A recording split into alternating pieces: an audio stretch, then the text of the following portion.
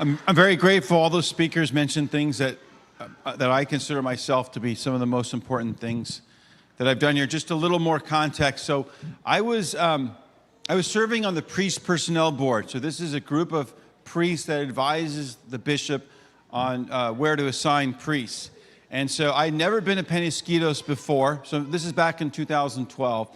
But the bishop was getting a lot of letters complaining about things at the parish, like dozens and dozens of letters. So some of you longtime parishioners, you know very well kind of the conflict that was happening. And so the pastor at the time, he just said, I'm going to step aside. It'll just be easier this way. And so we were there, and the bishop was like, we have to send someone there. And no one would want to go here. I'm sorry to say. But knowing what we had read, right? So I will name him. Father Peter McGuine said, I think Anthony should go there. And I said, I think Peter should go there. That's what you do, right? You like turn it back. So then we had to step out of the room, and we were invited back in. And the bishop said, Anthony, you're going there, right? So that's how I got sent here. And the bishop said, well, I read the letters, but he said, you have to try to heal the division in the community. And he said also, they've already pulled permits to build a church, a new church they've been trying for decades to build. He said they've pulled permits, they have to begin construction, but because of the conflict, all the money has dried up for this new church. Anyways, there's lots of stories about it, so I didn't know what I was getting into here. So the bishop sends me here to build that church. And remember when St. Francis, remember he was praying in this little chapel, all right, in Assisi? And Jesus says, renew or rebuild my church, right? And what does he do? He starts selling his father's inventory to rebuild the chapel, right? But then what did Francis actually do, right?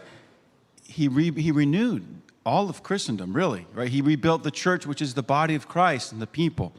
And that's really why I was sent here, right? The building helps. The building's beautiful. I will say my only regret is I wish the parish were smaller. And what I mean is I don't wish to kick any of you off the island, okay?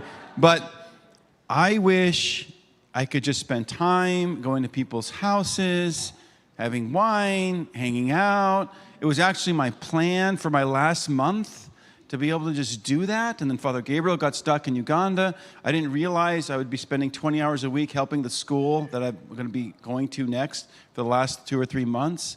So it wasn't my plan. I really wanted to just hang out, and enjoy you guys, because that's one of the things I enjoy the most.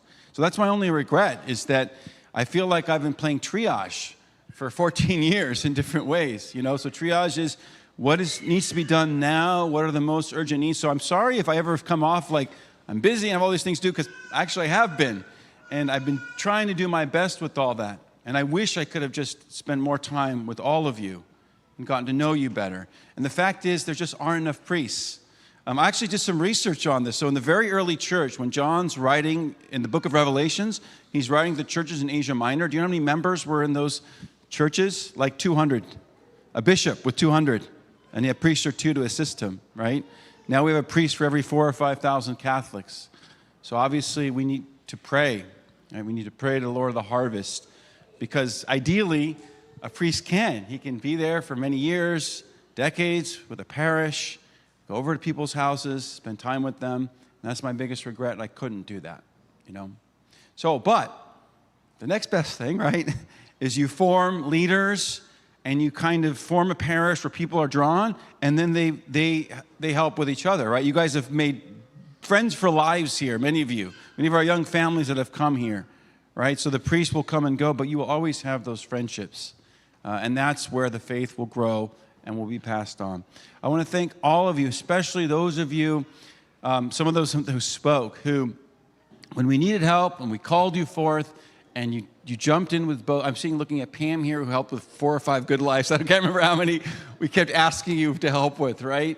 And I really, really appreciate that. To be co-workers in the vineyard, I've said this before, right? So the church is not a cruise ship, right? That you go and people wait on you. It's a battleship, and everyone has a station to man. So remember that going forward, right? What is my call? What is my role in this mission? so that I can contribute. And everyone I know who gets involved and helps and serves, they always will say afterward, I benefited way more than what I gave. And that's how I feel about my whole life as a priest. So thank you all, and God bless you.